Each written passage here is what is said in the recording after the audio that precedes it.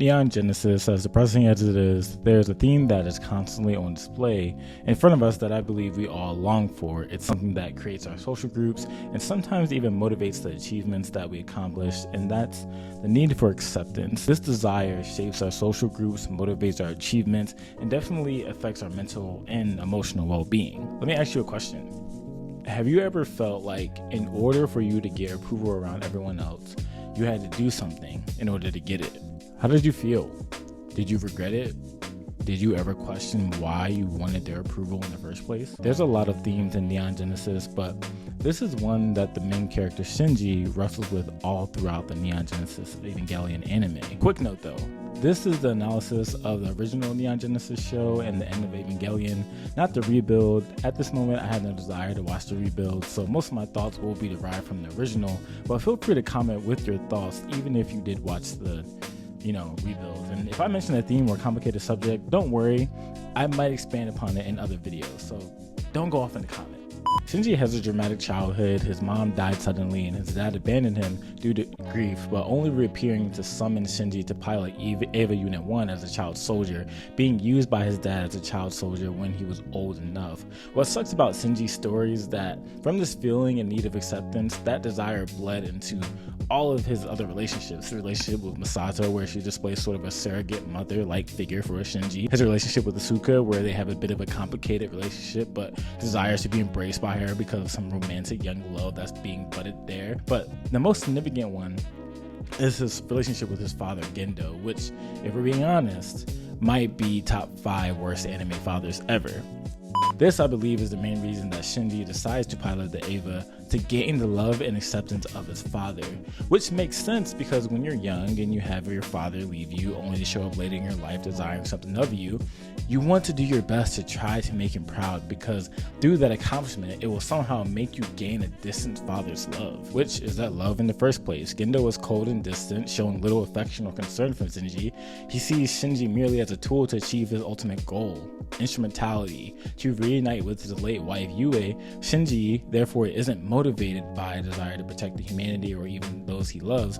Instead, he becomes compliant, believing that piloting the Eva is the only way to earn his father's favor. Being viewed this way as only a tool to accomplish someone else's will, that does something to a person's psyche. For Shinji, it messed him up to the point where Shinji has fear of emotional pain and of being hated or left behind due to being abandoned, blaming himself for not being good enough to make his father stick around. All of these feelings and thoughts are addressed in Instrumentality for Shinji, which the goal for Instrumentality would be to overcome Shinji's need for approval by unifying everyone's consciousness to the point that insecurities, traumas, feelings of abandonment would no longer exist, evolving beyond the current state of what humanity is already plagued with in our everyday life.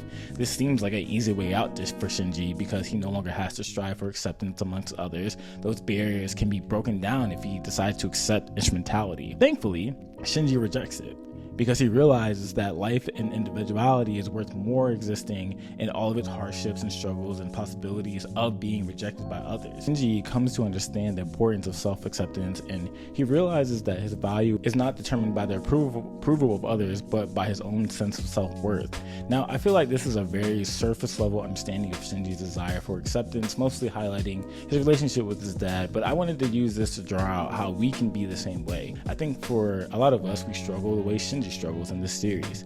From the moment we are born, we crave to be accepted by those around us, and if that feeling of acceptance isn't there, that can really do some damage to us in our own personal life.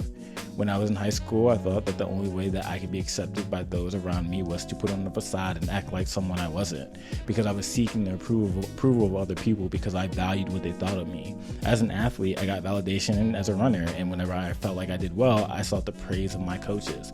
Even now, as a grown adult, I tend to want to feel accepted by my own peers that may be more affluent than me or had different giftings than me, and that causes me to want to work for their acceptance. Now, I don't think Shinji's revelation of finding self-worth from within is all that terrible. Actually, just like the other characters in the show, I applaud Shinji for being able to reject Instrumentality and the end of the world and to seek validation within himself. I think that could be a message for us all, that under the weight of people's validation, we can crumble, and if they reject us, we could think that we're not valuable or worthy or good enough because we want them to acknowledge us so bad. But I want to ask the question, how does one actually find acceptance from within? how do you know that you are good enough if you only find it within? What I love towards the end of Neon Genesis Evangelion is that Shinji realizes that as an individual, he and everyone else deserves the individuality, and that through life's experiences, they are what make a person, and that shouldn't be anything to be afraid about. But who stands to set the standard of good? But who are we to determine that we are accepted? Further, I feel like the weight of pulling yourself to your own acceptance can be tiring, especially because we are wishy-washy human beings. One day we feel a certain way about ourselves, the next day we feel another way. I know that Shinji in Neon Genesis Evangelion finds acceptance within himself to embrace his own individuality, and that should motivate us in our real life to do the same. But innately, we desire acceptance, and that acceptance isn't necessarily a bad thing, but because we are flawed human beings, our desire for acceptance becomes misplaced, and sometimes we get crushed under the need for it. What if I told you that we don't need to look within ourselves to find acceptance, nor do we need to feel the pressure to constantly need acceptance from others around us? Can I tell you how? No?